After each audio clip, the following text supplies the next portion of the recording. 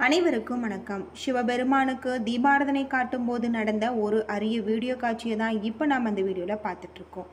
உங்களுக்கு சிவபெருமான் பிடிக்கும் அப்படின்னா ஓம் நமச்சிவாயா எனும் மந்திரத்தை மறக்காமல் கமெண்ட் பண்ணுங்கள். கட்டாயம் உங்களுக்கு சிவபெருமானின் அருள் கிடைக்கும். அது மட்டும் இல்லாமல் திருவண்ணாமலை பற்றிய பல சுவாரஸ்யமான தகவலை பற்றி தான் இன்றைக்கி நம்ம இந்த வீடியோவில் தெரிஞ்சுக்க போகிறோம். இந்த வீடியோ ரொம்பவே பயனுள்ளதாக இருக்கும். அதனால் வீடியோவை கடைசி வரைக்கும் ஸ்கிப் பண்ணாமல் பாருங்கள். இது வரைக்கும் நம்ம சேனலை நீங்கள் இன்னும் சப்ஸ்கிரைப் பண்ணலைன்னா மறக்காமல் சப்ஸ்கிரைப் பண்ணிவிடுங்க. வாங்க வீடியோக்குள்ளே போகலாம். பொதுவாக காசியில் இருந்தால் முக்தி, திருவாரூரில் பிறந்தால் முக்தி, சிதம்பரத்தை தரிசித்தால் முக்தி கிடைக்கும். ஆனால் நினைத்தாலே முக்தி தரக்கூடிய தலமாக தான் திருவண்ணாமலை அண்ணாமலையார் கோவில் இருக்குது. பஞ்சபூத தலங்களில் அக்னி தலமாக குறிப்பிடப்படுது. தேவார பாடல் பெற்ற 274 சிவாலயங்களில் இது 233வது தேவார தலம். அம்மனின் 51 சக்தி பீடங்களில் இது அருண சக்தி பீடமாக இருக்குது. திருவண்ணாமலை அருணாச்சலேஸ்வரர் திருக்கோவில் 25 ஏக்கர் பரப்பளவில் பிரம்மாண்டமாக அமைஞ்சிருக்கு. கோவிலில் 9 கோபுரங்கள் இருக்குது, 6 பிரகாரங்கள், 142 சன்னதிகள், 22 பிள்ளையார்கள், 306 மண்டபங்கள், 1000 தூண்கள் கொண்ட ஆயிரங்கால் மண்டபம், இதன் அடியில் பாதாள லிங்கம், 43 செப்பு சிலைகள், திருமண மண்டபம், அண்ணாமலையார் பாத மண்டபம் என அமைந்த கோவில். சிவகங்கை தீர்த்தம், பிரம்ம தீர்த்தம் என 2 பெரும் குளங்கள் கோவிலின் உள்ளே அமைந்திருப்பது தனி சிறப்புக்குரிய ஒன்று. படைக்கும் கடவுளான பிரம்மாவும் காக்கும் கடவுளான விஷ்ணுவும் தங்களில் யார் உயர்ந்தவர்கள் என வாக்குவாதம் ஏற்பட்டிருக்கு. இதை அறிந்த சிவபெருமான் அவர்கள் முன்பு ஜோதி வடிவில் தோன்றியிருக்காரு. இருவரும் சிவனிடம் முறையிட்டிருக்காங்க. அப்போது சிவன் யார் தனது அடிமுடியை கண்டு வருகிறீர்களோ அவர்களே உயர்ந்தவர்கள் என கூறியிருக்காரு. விஷ்ணு வராக அவதாரம் எடுத்து பூமிக்குள் சென்றிருக்காரு. அது போய்கொண்டே இருந்திருக்கு. திரும்பி வந்து சிவனிடம் தன்னால் கண்டறிய முடியவில்லை என ஒப்புக்கொண்டிருக்காரு. பிரம்மா அன்னப்பறவையாக உருவெடுத்து சிவபெருமானின் முடியை கண்டு வர கிளம்பியிருக்காரு. ஆனால் அவரால் காண முடியவில்லை. சிவபெருமானே முழுமுதல் கடவுள் என்பதை உணர்ந்து கொண்டு அவரை வணங்கி நின்றிருக்காங்க. சிவபெருமானும் ஜோதி வடிவில் இருந்து ஒரு மலையாக மாறி காட்சி கொடுத்திருக்காங்க. அந்த மலைதான் கோவிலின் பின்புறம் அமைஞ்சிருக்கு அண்ணாமலை. ஹலோ ஃப்ரெண்ட்ஸ், ரொம்ப நாளுக்கு அப்புறம் ஒரு பர்சனல் வீடியோ. சின்னதா ஸ்கூட்டிலேருந்து விழுந்தாங்க. ஸ்பைனல் கார்டில் சர்ஜரி பண்ணிட்டாங்க. அதில் ஒரு சில காம்ப்ளிகேஷன்ஸ் ஆகி செகண்ட் சர்ஜரி போய் லைஃப் டோட்டலாக 3 மந்த்ஸ் கம்ப்ளீட்டாக பெட்டில் தான் எழுந்துக்க முடியாத அளவுக்கு ஆயிடுச்சு. சரி, இப்பயும் அதே மாதிரி பெயின் அது இதுன்னு போயிட்டே தான் இருக்கு. சரி, எங்க ஃப்ரெண்ட் ஒருத்தவங்க தான் சொல்லியிருந்தாங்க, ஒரு அஸ்ட்ராலஜர் நம்பர் தரேன் பாருங்க என்னதான் அப்படின்னு சொல்லிட்டு. 1 வீக் அப்புறம் தான் அவர்கிட்ட அப்பாயின்மெண்டே கிடைச்சது. பார்த்தா எனக்கு ஆல்ரெடி தெரிஞ்ச ஒருத்தர் தான் அவரு. பவன் நம்பூதிரி ஸ்ரீ வாராகி ஜோதிட நிலையம் வச்சிருக்காங்க. 1 வீக் அப்புறம் தாங்க அப்பாயின்மெண்டே கிடைச்சது. கிட்டத்தட்ட 4 ஸ்டேட்ஸ் வந்து பாக்குறாங்க. அந்த அளவுக்கு ஒரு பிஸியான ஒருத்தர். நம்ம போன்லயே கூட கன்சல்டேஷன் வாங்கிக்கலாம். ஸோ இப்போ என்ன மாதிரி எல்லாம் ப்ரொசீட் பண்ணணும், என்ன மாதிரி விளக்கு போடணும்லாம் எனக்கு சொல்லியிருக்காங்க. ஸோ ஓரளவுக்கு எனக்கு நல்ல ஒரு கிளாரிட்டி கிடைச்சிருக்குங்க. இதே மாதிரி உங்க லைஃப்லயும் ஏதாச்சும் ப்ராப்ளம் இருக்கு, யாராச்சும் கைட் பண்ண மாட்டாங்களா இருந்தீங்களா, இவங்களை நீங்க ரெஃபர் பண்ணலாம். ஸ்கிரீன்ல கான்டாக்ட் நம்பர் இருக்கு. நன்றி நற்பவி, நல்லதை பவிக்கட்டும். பிரம்மா தன்னால் அடிமுடியை காணவில்லை என்பதை மறத்து சிவபெருமானின் தலையில் இருக்கக்கூடிய தாளம்பூவை பொய் சாட்சி சொல்ல வைத்து கண்டுவிட்டதாக பொய்யுரிச்சிருக்காரு. இதை அறிந்த சிவன் கோபமுற்று இனி உனக்கு பூமியில் கோவிலோ பூஜையோ கிடையாது என சாபமிட்டிருக்காங்க. அதே போல தாளம்பூவை இனி தனது பூஜையில் உன்னை பயன்படுத்த மாட்டார்கள் என கூறிவிட்டிருக்காரு.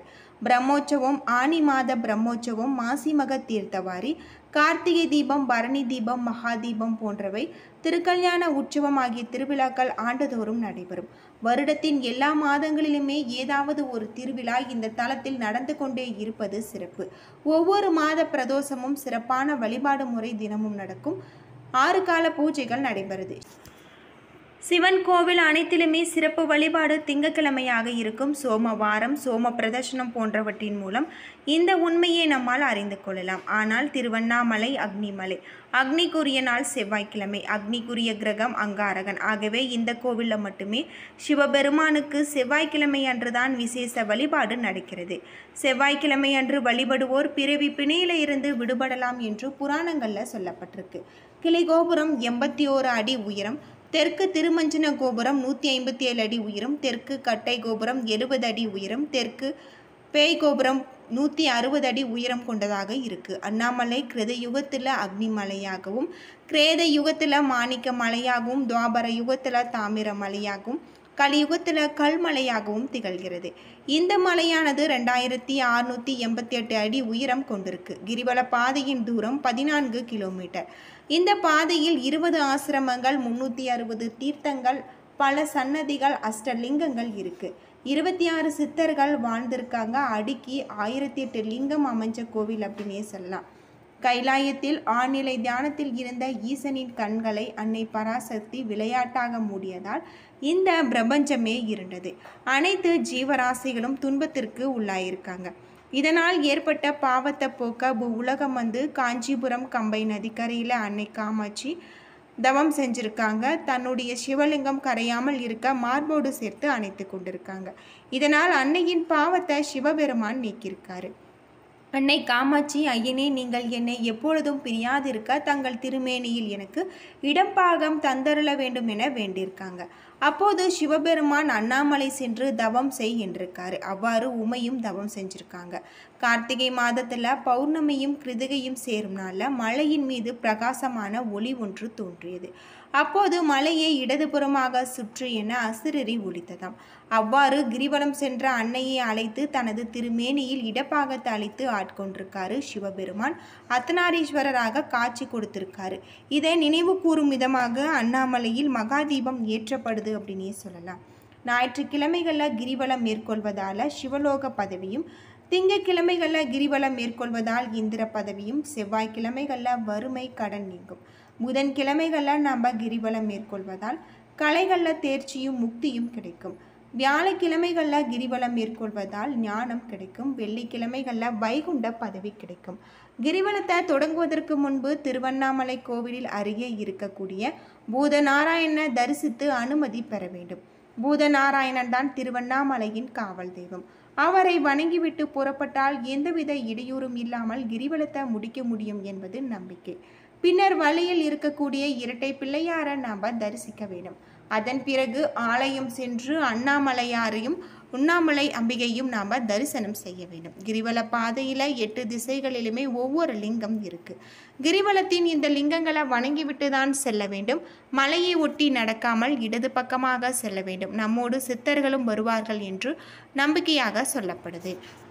இந்த கோவிலில் கார்த்திகை மாதம் மகாதீபம் 10 நாள் திருவிழாவாக கொண்டாடப்படுது. விழாவின் இறுதி நாளன்று மாலை 6 மணிக்கு இறைவன் மற்றும் இறைவிக்கு பூஜைகள் செய்யப்பட்ட பின்பு 10 தீபங்களையும் மூலத்தாளத்துடன் வெளியே எடுத்து செல்லப்பட்டு கொடிக்கம்பம் அருகே இருக்கக்கூடிய தீப கொப்பரையில் ஒன்று சேர்த்து எரிய விடுவாங்க. அந்த நிமிடத்தில் அர்த்தநாரீஸ்வரர் வெளிவந்து காட்சி கொடுத்து விட்டு உடனே உள்ளே சென்று விடுவார். 2 நிமிட தரிசனம்தான். அப்போது வாசல் வழியே பெரிய தீவட்டியை ஆண்ட மலையில் தயாராக இருப்பவர்களுக்கு சைகை காட்டுவாங்க. உடனே மகாதீபம் ஏற்றப்படும். 7.5 அடி உயரமுள்ள செப்பு கொப்பரையில் தீபம் ஏற்றுவாங்க. 3 டன் பசுனை, 1000 மீட்டர் காடா துணி திரி, 2 கிலோ கற்பூரம் இட்டு தீபம் ஏற்றுவாங்க. இந்த தீபத்தின் ஒளியானது 30 கிலோமீட்டர் தொலைவில் இருப்பவர்களும் கண்டு தரிசிக்கும் வகையில் வெளிச்சத்துடன் எரிகிறது. இங்கு இறைவன் ஜோதி வடிவானவன். அவனுடன் நாம் 2 கலப்பதால் நமது முன்வினை பாவங்கள், கர்ம வினைகள், பிறப்பு இறப்பு சுழற்சிகள் அனைத்தும் நீங்குவதே இந்த கார்த்திகை தீபத்தின் ஏற்படுவதன் தத்துவம் அப்படின்னே சொல்லலாம். திருவண்ணாமலைக்கு வந்து அருணாச்சலேஸ்வரரையும் அம்பிகையும் வழிபட்டால் மன துயரங்கள் நீங்கும். திருமண வரம், குழந்தை வரம், வியாபார விருத்தி, பதவி உயர்வு, வேலை வாய்ப்பு, சுயதொழில் வாய்ப்பு என எந்த வேண்டுதல் என்றாலுமே இந்த தலம் வந்து ஈசனை வழிபட்டால் நிச்சயம் நிறைவேறும் என்பது நம்பிக்கை. இறைவன் அண்ணாமலையாரிடம் வேண்டிக் கொள்வோர் தங்கள் நேர்த்தி கடனாக முடிக்காணிக்கை செலுத்துகிறாங்க. குழந்தை வரம் வேண்டுவோர் தொட்டில் கட்டுறாங்க. இறந்தவர்களுக்கு மோட்ச தீபம் ஏற்றப்படுது. துவால பாரத்தில் தானியங்கள், நாணயம், பழங்கள், காய்கனிகள், வெல்லம் ஆகியவற்றை எடைக்கு எடை செலுத்துகிறாங்க. சிறப்பு அபிஷேக ஆராதனைகளும் நடைபெறும். பல்வேறு சிறப்புகளை கொண்ட கோவிலாக தான் திருவண்ணாமலை அண்ணாமலையார் கோவில் இருக்குது. என்ன நண்பர்களே, இந்த வீடியோ உங்களுக்கு பயனுள்ள தகவலை தந்திருக்கும்னு நினைக்கிறேன். வீடியோ பிடிச்சிருந்தா லைக் பண்ணுங்கள், ஷேர் பண்ணுங்கள், கமெண்ட் பண்ணுங்கள். இது போல தகவலை தெரிஞ்சுக்க நம்ம சேனலை மறக்காமல் சப்ஸ்கிரைப் பண்ணுங்கள். நன்றி நண்பர்களே.